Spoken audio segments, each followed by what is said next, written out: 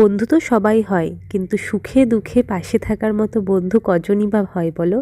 তো আমার কিন্তু খুব বেশি বন্ধু নেই, হাতে গোনা 4 জনই বন্ধু আছে। তো তাদের সাথেই আজকে বছরের শেষ দিনটায় পিকনিক করছি।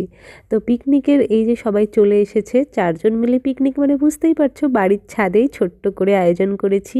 নিজেরাই রান্না করব, নিজেরাই খাওয়া দাওয়া করব একসাথে, এটাই আনন্দ, আর অনেক গল্প করব। আর কিছু কিছু বন্ধু শুধু বন্ধু নয়, ধীরে ধীরে ফ্যামিলি মেম্বারও হয়ে ওঠে।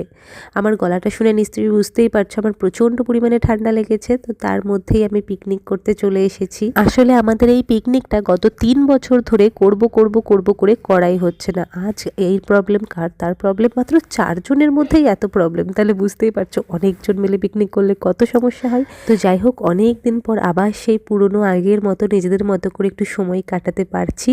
তবে এখন আমাদের সাথে একটা করে ছোট ছোট বাচ্চাও অ্যাড হয়েছে।